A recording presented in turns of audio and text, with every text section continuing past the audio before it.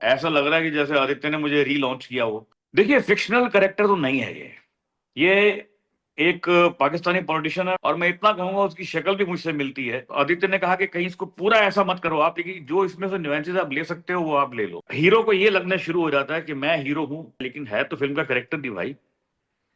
और और बाकी लोग जो हैं वो भी उस फिल्म के उतने ही इंपॉर्टेंट पार्ट हैं जितने ये हैं। अक्षय खन्ना अपने जोन में चुप रहते हैं, क्वाइट रहते हैं, अपने अलग बैठते हैं। मुझे लगता है हमारे देश में कॉमेडी ठीक से इवॉल्व हुई नहीं है। पार्ट टू शूट ऑलमोस्ट हो ही चुकी है जी। Rakesh Bedi, welcome to CNN News 18. Hi hi hi. Rakesh sir, first many congratulations on the success of your film Dhurandhar. Film ने बॉक्स ऑफिस पर धमाका कर दिया है. It already cross 100 crore in just 3 days. क्या आपने एक्सपेक्ट किया था इतना फिनोमिनल परफॉर्मेंस फिल्म से एट द टिकट विंडो? जब मैंने हमने स्क्रिप्ट पढ़ी थी, पूरी की पूरी पूरी यूनिट ने पढ़ी थी, तो everybody was glue bound to the narration for 2 hours, 2.5 hours, और उस वक्त कोई हिल नहीं पाया था। और सब एक्टर थे जितने फिल्म में आपको दिख रहे हैं ना, वो तकरीबन सब एक्टर थे।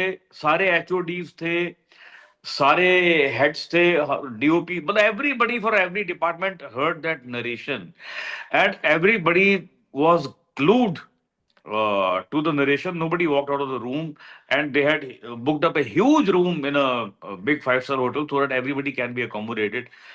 And I still remember कि मैंने किसी भी फिल्म की इतने बड़े लेवल पे इतनी narration and with audio visuals, narration was not only a narration के वर्बली नहीं थी, उन्होंने एक स्क्रीन लगाया था पीछे जिसमें जो आपने फिल्म में देखा है, इसके मॉक लोकेशन थे, मॉक छोटी छोटी ड्रिल्स थी, ताकि लोगों को मालूम पड़े कि फिल्म कैसी शेप लेगी। तो वहां से कोई हिला नहीं था 2 ढाई घंटे तक, बहुत मजा आया था। तो तभी लोगों को लगा था कि इट्स वेरी टाइट स्क्रिप्ट। बाकी ऐसे उभर के आएगी और इतना बढ़िया रिएक्शन मिलेगा, ये तो मैंने सपने में भी नहीं सोचा था भाई गॉड।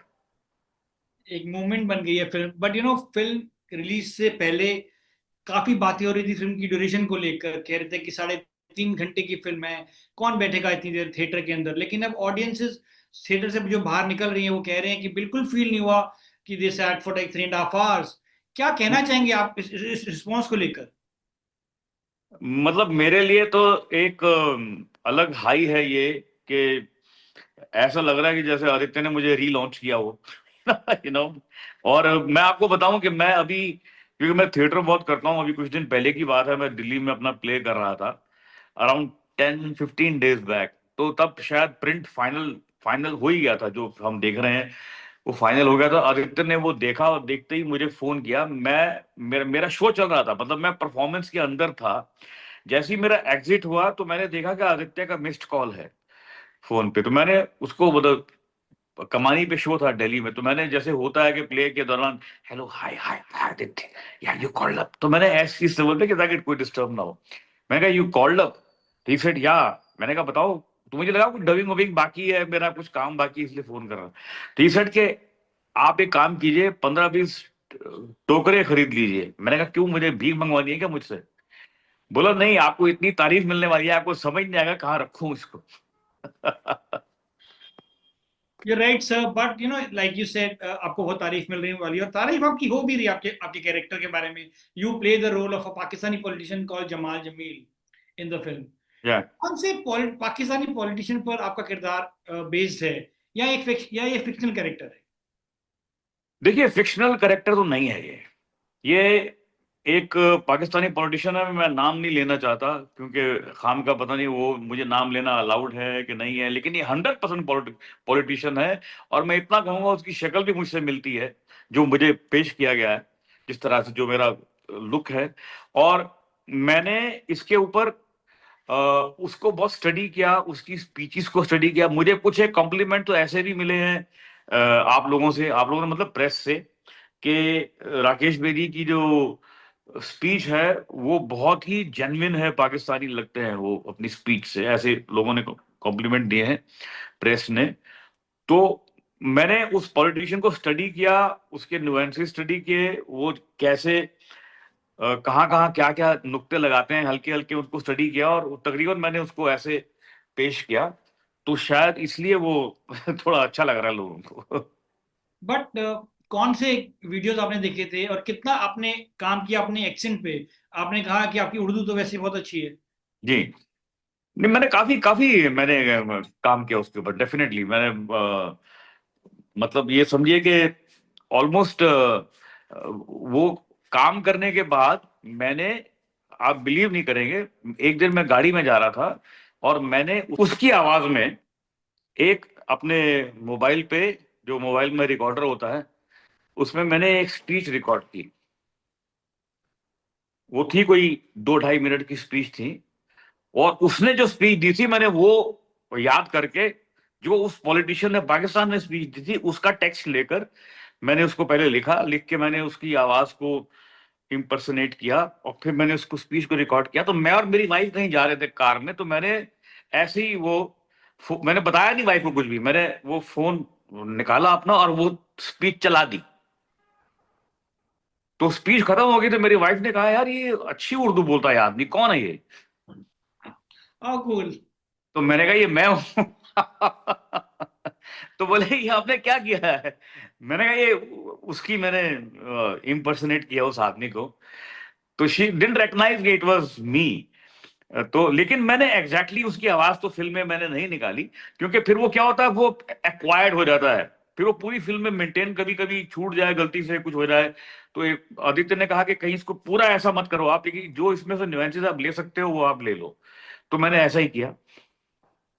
सर, कितने फेमिलियर थे आप इस the politics of that region of Karachi की? क्या आपको मालूम था लहरी एक एक जगह है कराची में? नहीं, मैंने देखा लियारी का नाम तो हल्का हल्का सुना हुआ, ऐसे कुछ बहुत ज्यादा मेरे फोकस में नहीं था बिल्कुल भी। लेकिन मैंने सुना हुआ था कि घैटो करके है, लियारी एक जगह है कराची में, मतलब ऐसा कुछ जैसे आप नाम कभी स्प्लैश होते रहते हैं तो कभी दिमाग में मेरे रह गया होगा, but I didn't know what Lyari is actually. But जब एक बार स्क्रिप्ट में वो आया, then I went into it and read about it, because film के अंदर अगर आप देखें तो ये मेरा जो पॉलिटिशियन अगर मैं हूं, तो मेरा वो एरिया है, मेरी कॉन्स्टिट्यूएंसी है वो एक तरह से। तो थोड़ा सा मैंने उसको थोड़ा स्टडी किया फिर। सर, क्या आपकी बात हुई आपके को स्टार से, रणवीर सिंह, संजय दत्त, अक्षय खन्ना से, फिल्म के थंडरस रिस्पॉन्स के बारे में? मैं जानबूझ किसी को फोन नहीं कर रहा अभी, बिकॉज मुझे मालूम है कि everybody is basking in the glory at the moment, and let them have a beautiful, you can say, moments. सबके अपने अपने मोमेंट्स चल रहे हैं। मेरा तो फोन ही बंद नहीं हो रहा है, आज 3 दिन हो गए हैं। मतलब मैं अभी आपसे मीटिंग कर रहा हूँ तो अभी 3 फोन मैंने कट किए हैं करते करते। तो अब है लोग पूरे, अभी क्या है, फिल्म वर्ल्ड वाइड रिलीज है, और फोन लगाने में कोई दिक्कत भी नहीं है, कहीं से किसी को, न्यूजीलैंड से, इंग्लैंड से, कहीं से भी कोई आदमी बटन दबाया इमीडिएटली बात हो जाती है। तो कहीं से भी फोन आ रहे हैं, बहुत लोगों के, दोस्तों के, चाहने वालों के, सब फोन आ रहे हैं। सर, मैं कुछ पाकिस्तानी इन्फ्लुएंसर्स का रिएक्शन वीडियो देख रहा था। हाँ जी। वो आप फिल्म के ट्रेलर के बारे में फिल्म की इतनी तारीफ कर रहे हैं और वो कंपेयर कर रहे हैं रियल लोकेशंस जो फिल्म में दिखाया गया है और जो एक्चुअल में रियलिटी में है। क्या एक्सपेक्ट किया था आपने फिल्म का इंटरेस्ट अक्रॉस द बॉर्डर भी इतना स्ट्रांग होगा? देखिए, क्योंकि ये फिल्म आप, ऐसा ही है कि जैसे इस तरह की जो भी फिल्में आती हैं, फिल्म का नाम अगर बॉर्डर हो तो वो बस तो क्रिएट करेगी, फिल्म का नाम अगर गदर हो तो वो बस तो क्रिएट करेगी। अब लोगों को इससे ही मालूम चल चल गया था ये ट्रेलर से कि दिस फिल्म इज अबाउट हमारी जो इक्वेशन है दोनों कंट्रीज की, उसके ऊपर बेस्ड है। तो अब डेफिनेटली बस तो क्रिएट होगा ही। लेकिन मैं एक बात कहूंगा कि एक बात मेरी सच निकली, मैंने फिल्म नहीं देखी थी, लेकिन मैंने फिल्म देख लगने से पहले मैंने अपनी, अब मेरे जितने भी फोन के हैंडल हैं या मेरी डीपी, हर जगह मैंने डाला था कि it's definitely a new wave of cinema, and this film is going to raise the bar, it might also break the bar, which it has done. Do you think जिस तरह से अभी आगे के फ्यूचर के स्पाई थ्रिलर्स हैं वो थोड़े से, do you think it has of course like raise the bar for the other spy thrillers? क्या जी, मान? हम जब स्पाई थ्रिलर बनाते हैं ना, तो हम क्या करते हैं कि स्पाई थ्रिलर को एक अपना इंडियन म्यूजिक डालकर, गाने वाने डालकर उसको हम ले जाते हैं जेम्स बॉन्ड की जोन जोन में। राइट। कि हम बड़े बड़े चेज, बड़ी बड़ी कार रेसेस, बड़ी बड़ी फाइट्स, बड़े बड़े सीक्वेंसेस, एक्शन की सीक्वेंसेस वो डाल देते हैं, लेकिन स्क्रिप्ट पे इतना काम नहीं करते। स्क्रिप्ट कहीं ना कहीं वीक रह जाती है। इसमें फिल्म की जो ताकत है, इसमें इसमें इस फिल्म की ताकत एक्शन, लोग बोलते हैं एक्शन है, लेकिन एक्शन क्यों है? I you cannot see an action without a script, without a base of the action and then the repercussion of the action after the action. You cannot see it. Action in isolation. Sure. Sir, Yeah. you're right. You're right. What you're saying is right. I just want to take that forward. Ranveer Singh जो हैं, वो अपने role में बहुत effort डालते हैं, काफी बहुत प्रिपेयर होके आते हैं, वो इतने एनर्जेटिक भी हैं। क्या कैसा रहा आपका एक्सपीरियंस उनके साथ काम करने का? आप you been acting from last what more than 4 decades now. Well, मैं सच कहूंगा तो मुझे लगता है कि पिछले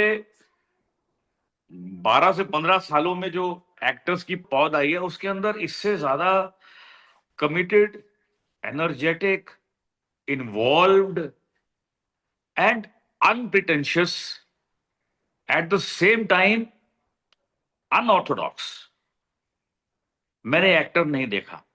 इसी क्या होता है कि जैसे ही हीरो को ये लगना शुरू हो जाता है कि मैं हीरो हूं, मैं इस फिल्म का लीडिंग मैन हूं, तो फिल्म की जो मेकिंग है, कहानी है, वो गिरने लगती है। लेकिन अगर हीरो को ये बात समझ में आ जाए कि वो भी हीरो तो है, लेकिन है तो फिल्म का कैरेक्टर भी भाई, और और बाकी लोग जो हैं वो भी उस फिल्म के उतना ही इंपॉर्टेंट पार्ट है जितने ये हैं, तो अगर ये बात समझ में आ जाए तो फिर हीरो हीरो नहीं रहता, हीरो फिल्म की सोल बन जाता है, फिल्म का एक पार्ट बन जाता है। लेकिन अगर हीरो ये समझे कि नहीं मैं तो ऐसा नहीं करूंगा, मैं ये लाइन नहीं बोलूंगा, या मैं इससे थप्पड़ नहीं खाऊंगा, या ये मुझे ऐसे क्यों बोल सकता है, मैं तो मतलब, तो वो सब चीजें फिर खराब होनी शुरू हो जाती है। जो रणवीर सिंह में ये बिल्कुल ऐसी चीज है ही नहीं। बल्कि बल्कि मैंने बहुत बार देखा सेट के ऊपर कि फिल्म का पैकअप हो गया है, सॉरी, रणवीर सिंह का पैकअप हो गया है, और अभी 5 ही बजे हैं, अभी 5 घंटे की शूटिंग बाकी है, लेकिन फिर भी वो सेट पे ही बैठा हुआ बंदा, वो जा ही नहीं रहा है। और जब उसका अपना काम खत्म हो गया तो वो प्रोडक्शन की हेल्प कर रहा है, वो डायरेक्शन की हेल्प कर रहा है, वो क्राउड मैनेजमेंट कर रहा है, क्योंकि उसको लगता है ये मेरी फिल्म है यार, मुझे इसको अपना बेस्ट देना चाहिए। Sir, today's young generation, Gen Z, are completely in awe of Akshay Khanna's performance in the film. They're making reels, dancing to his entry song. आपने उनके साथ धुरंधर में काम किया है, कैसा रहा आपका एक्सपीरियंस? और क्या वो सेट पे बहुत क्वाइट रहते थे या वो बात करते थे?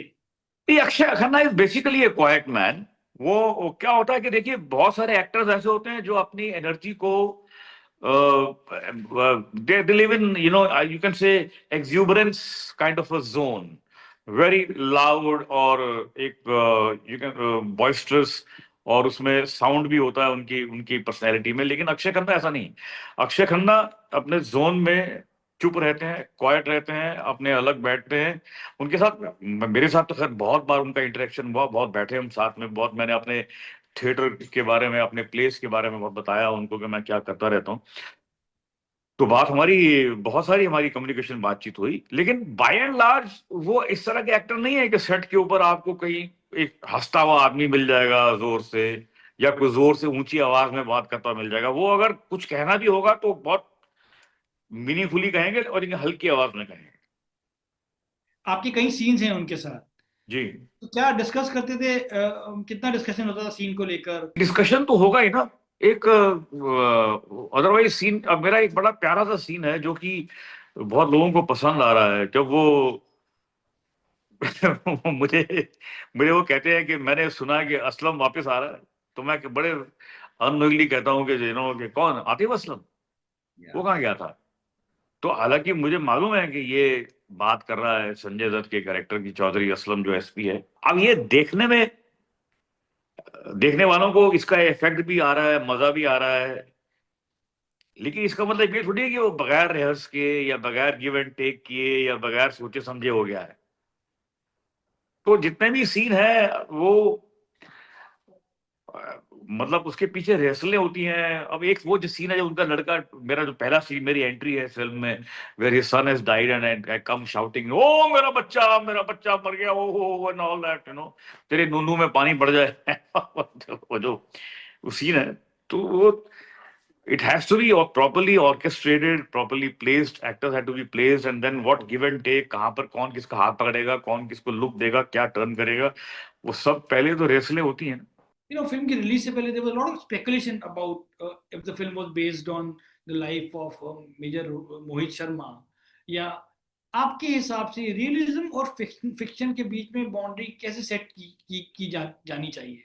क्या सब कुछ ये रियल है, या इसमें थोड़ा सा पार्ट फिल्म का रियल है बाकी फिक्शनाइज है? देखिए, मैं आपको एक बात बताऊं,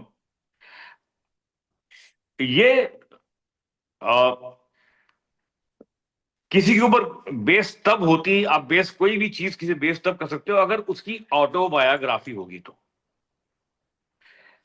ये इसमें फिल्म जो है शुरू में कहती है कि it's based on true incidents, तो बहुत सारे ट्रू इंसिडेंट को मिलाकर एक आदमी की कहानी बनाई गई है। अब है तो फिक्शन ही, अगर पूरी फिल्म एक फिक्शन है, लेकिन जो उसमें इंसिडेंट है, भाई हमारे लोग कैप्चर होते हैं, स्पाइंग होती है, एस्पियनाज होती है, और जब अगर कोई स्पाई पकड़ा जाता है तो उसकी कैसी यातना से उसका टॉर्चर होता है, और जो एक अनलीश्ड टेरर है अंडरवर्ल्ड का, वो हमारी कंट्री में भी है जब, और वो हर हर देश में होता है, वो कहाँ नहीं होता, और उसका जो टेरर है वो आपने देखा उस फिल्म में। और तो ये थोड़ी ना कहीं ये फिल्म जो है वो बिल्कुल ही फिक्शन है, बिल्कुल फिक्शन नहीं है, लेकिन रियल इंसिडेंट्स को वीव करके एक फिक्शनल कहानी घड़ी गई है, इंसिडेंट सारे रियल है। आप एक सीनियर एक्टर हैं, जिनका 4 दशकों से ज्यादा का आपका एक्सपीरियंस है। आपका पहला ब्रेकआउट रोल था 80s का कल्ट शो ये जो है जिंदगी में, राजा का रोल यू प्ले। उसके पहले मेरी चश्मे बदूत भी आ चुकी थी, और एक दूजे के लिए भी आ चुकी थी। Yes sir. जी। बट इन द शो ये जो है जिंदगी, what are your memory sir of making that show? It used to come on Doordarshan. या ये जो जिंदगी की बात तो चलो फिर कभी करेंगे, आए तो हम, लेकिन इतना मैं कह सकता हूँ कि जब मैंने उसको मना किया था, ये जो जिंदगी मुझे नहीं करना, मुझे लगा कि ये मेरा करियर जो है फिल्मों में खराब हो जाएगा, अगर मैं टीवी में जाऊंगा तो लोग मुझे फिल्मों में लेंगे नहीं, ये बोलेंगे ये टीवी का एक्टर है। लेकिन ये जो जिंदगी जब आया और वो चलना शुरू हुआ, तो उसके 2 हफ्ते के अंदर ही आई रियलाइज कि मैं सडनली कितना पॉपुलर हो गया। मतलब मेरी 6 फिल्में उसके पहले लग चुकी थी, 6-7 फिल्में लग चुकी थी, उनसे भी इतनी पॉपुलैरिटी मुझे मिली, लेकिन ऐसी नहीं मिली कि मैं रोड पे चला जा रहा हूँ और लोग मेरे पीछे चल रहे हैं, और लोग तब फोटो, वो कैमरे तो नहीं थे, लेकिन ऑटोग्राफ लेने के लिए लोग मेरे लिंकिंग रोड पे पीछे चले जा रहे हैं। और I realise the power of television after ये जो है जिंदगी। सर, आपने 80s 90s की क्लासिक कॉमेडी में काम किया है। आपके हिसाब से कैसे कॉमेडी इवॉल्व हुई है हिंदी सिनेमा में? राइटिंग, टाइमिंग एंड ऑडियंस की expectations if you look at. मुझे लगता है हमारे देश में कॉमेडी ठीक से इवॉल्व हुई नहीं है। मैं इस बात को, मुझे थोड़ा दुख भी है, हमारे देश में एक एक एक फिल्म में एक, अब थोड़ा बेटर हो गया। पहले तो ये था कि यार फिल्म बड़ी सीरियस है, इसमें कॉमेडी डाल दो यार, तो कॉमेडी का एक अलग ही ट्रैक होता था, जिसका कहानी से कोई लेना देना भी नहीं है। एक कॉमेडी है, कॉमेडियन है, साथ में कॉमेडियनी भी है, टैग भी है, उसमें कुछ चल रहा है, थोड़ा बहुत उनका अफेयर चल रहा है, उससे ह्यूमर जनरेट हो रहा है, कुछ उनके डबल मीनिंग डायलॉग भी चल रहे हैं, जो भी। तो ऐसे इस तरह से था, बहुत कम। अगर हमारे यहाँ आप गौर से देखेंगे तो 1 कॉमेडी फिल्म पर डिकेड का एवरेज है, राइट फ्रॉम चलती का नाम गाड़ी से अगर आप आगे चले तो आपको ये मालूम पड़ेगा कि 1 फिल्म पर डिकेड और पर 6-7 ईयर्स का हमारे यहाँ एक प्योर कॉमेडी फिल्म। मैं ये कि कॉमेडी फिल्म, कॉमेडी भी है फिल्म में, उसकी बात नहीं मैं कर रहा हूँ। जैसे पड़ोसन हो गई, चलती का नाम गाड़ी हो गई, या किसी हद तक हम, मेरी फिल्म एक दूजे के लिए, सॉरी ये चश्मे बदूर भी थी उस जोन में। तो ये फिर ऋषिदा की फिल्में, अपना जो उनकी चुपके चुपके थी, तो ये फिल्में बहुत कम है। तो हमारे यहाँ प्योर ह्यूमर लिखने वाले लोग और उसको बनाने वाले लोग बहुत कम है। क्या आपको लगता है इंडस्ट्री ने आपको काइंड ऑफ टाइप कास्ट कर दिया था? मैं आपको सच्ची बताऊं, अगर मैं टाइप कास्ट नहीं होता तो मैं इतने साल सरवाइव नहीं कर पाता। और मुझे ये जो फिल्म मिली है सिर्फ इसीलिए मिली है क्योंकि मैं हूं, मैं सरवाइव कर रहा हूं, मैं हूं, I am there to do the work. अगर मैं टाइप कास्ट नहीं होता तो लोग बोलते नहीं यार ये तो। और खासकर मैं आज आज से 10 साल पहले की बात नहीं कर रहा हूं, जब ओटीटी भी आ गया और टाइप कास्टिंग टूटी है काफी हद तक, मैं पहले की बात कर रहा हूं। मुझे अब डोर के अंदर अपना पाँव डालना पड़ा ये बोलकर के मैं कॉमेडी करता हूं। नहीं तो उस रूम में मेरी एंट्री नहीं है, क्योंकि वहां हीरो जो है वो 6 फुट 2 इंच का, और विलन जो है वो भी तगड़ा है, और विलन के चमचे भी तगड़े हैं, और सब कुछ जो है वो एक स्टेंसिल कट है, फिक्स्ड है, टाइप कास्टेड है। तो उस रूम में मेरी एंट्री कैसे होगी अगर मैं कॉमेडी नहीं करूंगा तो, अगर मैं टाइप कास्ट नहीं होऊंगा। Then do you think today is the best time for actors? Like for instance, a film like Dhurandhar is being offered to you, and which actually don't see you as a comedian, and like, you know, a comedy, I slightly like funny tone, but still it's a serious character, is an important character in the film. देखिए मैं आपको बताऊं, ये अभी कुछ दिन पहले का कन्वर्सेशन है मेरा और आदित्य का। फिल्म लगने से आई थिंक 5-6 दिन पहले हमारी बातचीत हुई। तो उसने फिर मुझे फोन किया, उसने कहा सर आप बहुत अच्छे लग रहे हैं, आपने बहुत अच्छा काम किया, वो कमाल किया जो भी है। तो मुझे पता नहीं था कि इतना ऐसा रिएक्शन इतना अच्छा मुझे मिलेगा। मुझे लगा था मैंने किया है, अपने दिल से किया जो भी किया है। तो मैंने उसको एक बात कही, मैंने कहा यार मैंने तो जो किया है किया, लेकिन पूरा क्रेडिट तो तुम्हें जाता है ना, बिकॉज यू आर जौहरी तो तुम हो। अगर तुमको लगा कि मैं एक मुझ में कुछ है, हीरे की एक काबिलियत है, तो तुमने मुझे लिया, मुझे कास्ट किया, मुझे तराशा। और उसने मुझे एक बात हमेशा आदित्य मुझे कहता रहा, हमेशा कहता रहा, मुझे भी कहता रहा, मेरी बेटी को भी कहता रहा, because my daughter knows him very well. हमेशा कहते you don't know what your father is, you don't know what you are sir. हमेशा मुझे बोलता था, हमेशा, सर आपको पता ही नहीं आप क्या है। मुझे पता है आप क्या है, मैं निकालूंगा आपके अंदर से। But I have to ask you, sir. I was going through your filmography. What was it like to be directed by legendary Raj Kapoor for the film हाँ, Meri Ganga Mary? yeah, it was fun. See, I did that film because Raj Kapoor, मतलब मुझे film मिली उस जमाने में, लोगों को ये बोलना कि मैं आरके की फिल्म कर रहा हूँ was a very very big achievement in its own way. और वो अगर आरके की फिल्म, देव साहब की फिल्म, ये फिल्में अगर आपकी फिल्मोग्राफी में आती हैं तो एक सुनने में अच्छा लगता है कि हाँ भाई मैंने भी काम किया था देवानंद के साथ, मैंने भी काम किया था आरके के साथ। तो बड़ा अच्छा एक्सपीरियंस था, बड़ा कुछ सीखने को मिला मुझे उनसे, बहुत सीखने को मिला। क्योंकि मैं सीखने को क्या मिलता है कि आप, जब हम आउटडोर पे थे उसकी सोनमर्ग में राज जी के साथ, तो उन्होंने टेंट्स लगाए थे सबके लिए, वहां टेंट्स लगाए थे। तो हर हर एक्टर सब लोग टेंट में रह रहे थे, मेरा भी एक टेंट था। तो मेरे 2 टेंट छोड़कर राज जी का टेंट था, तो मैं रोज शाम को उनके टेंट में जाके बैठ जाता था, just to overhear what he is saying. तो one learn the lot from these small things, कि आप एक आदमी को क्या बोल रहे हैं, क्या सोच रहे हैं, उनकी सोच क्या है। तो कई बातें उनकी रह जाती हैं फिर, वो जब ऐसी कुछ बातें करते थे तो कई बातें रह जाती हैं जो आपको आगे जाके काम आती हैं जिंदगी में। मैं क्या generally Raj Kapoor used to talk about the character, about the film. अब देखिए मैंने उनसे जो बात मुझे बड़ी अच्छी उनसे उनसे याद कही और जिसको मैं आज तक फॉलो करता हूँ, ये है कि मैंने उनको पूछा, मैंने कहा सर आप इतने बड़े डायरेक्टर हैं लेकिन आप एज एन एक्टर भी काम करते हैं, जब एक्टर काम करते हैं तो आप डायरेक्टर से आपका फिर कैसे आपका इक्वेशन चलता है। तो उन्होंने एक बात कही मुझे, उन्होंने कहा मेरे मन में अगर कोई बात आ जाती है तो मैं कभी ये नहीं करता कि वो बात मैं डायरेक्टर को ना बोलूं, क्योंकि हो सकता है कि डायरेक्टर ने मेरे कैरेक्टर के बारे में या फिल्म के बारे में ये बात सोची ना हो, उसके दिमाग से निकल गई हो, क्योंकि डायरेक्टर पे बहुत प्रेशर होता है। तो उन्होंने कहा जब भी आपके दिमाग में आपके कैरेक्टर के बारे में कोई बात आए, उसको सामने से जाके उसके मुंह पे डायरेक्टर को बोलो कि सर मुझे लगता है कि ये मुझे ऐसे करना चाहिए। अगर वो ना माने तो थोड़ी देर घूम फिर के आओ और फिर उसके इस कान में बोलो कि सर मुझे ये ऐसे करना चाहिए। वो फिर भी ना माने तो फिर घूम फिर के आओ और फिर इस कान में बोलो कि सर ये एक बार सोच लीजिए, ऐसे करके देख लेते हैं एक बार। वो फिर भी ना माने, इसके बाद it's his baby, let it go. Good. And finally, Rakesh sir, so much of expectations are there from now part 2 of धुरंधर। क्या एक्सपेक्ट कर सकते हैं और कितना शूट किया आपने पार्ट 2 का? पार्ट टू शूट ऑलमोस्ट हो ही चुकी है जी, बिल्कुल, क्योंकि मार्च में तो रिलीज है। और मैं इतना ही अपने बारे में ये कहूंगा, मेरा करेक्टर इससे भी ज्यादा मीसना कमीना गंदा।